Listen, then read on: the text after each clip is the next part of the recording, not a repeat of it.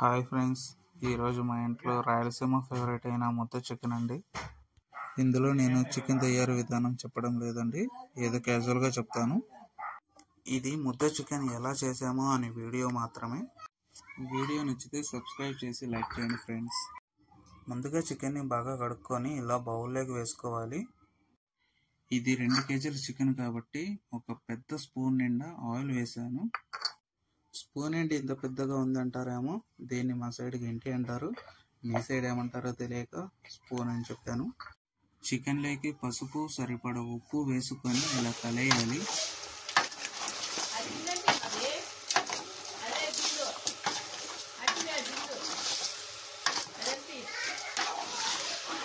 మర్చిపోయాను, అవును చికెన్లోకి మసాలా కావాలి కదా.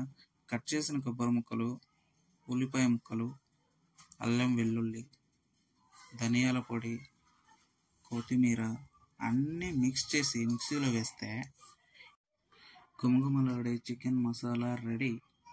ఇదిగో ఇలా ఉందండి చికెన్ మసాలా. ఇప్పటికే చాలా లేట్ అయిపోయింది, మసాలా చికెన్లో వేసేద్దాం పదండి.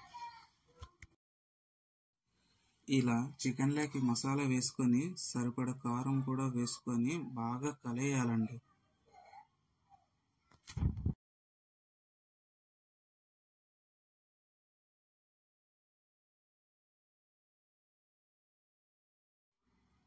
ఇంకా ఇందులోకి టమోటా వేసుకుంటే చాలా బాగుంటుంది, అందుకే టమాటా ముక్కలు సన్నగా తరిమేసి చికెన్లోకి వేసేసి బాగా కలబెట్టుకోవాలండి.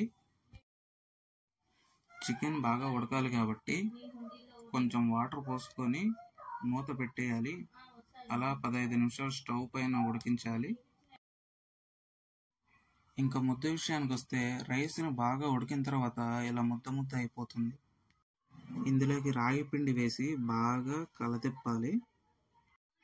ముద్దలోకి రాగి పిండి మేము కొంచెం తక్కువ వేసుకుంటాము.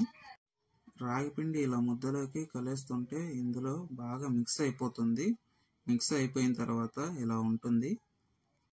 మొత్తానికి సంగటి ముద్ద రెడీ అయిపోయింది. లాస్ట్గా చికెన్లోకి గరం మసాలా వేసుకొని 5 నిమిషాలు స్టవ్ పైన పెడితే చికెన్ కూడా రెడీ అయిపోతుంది.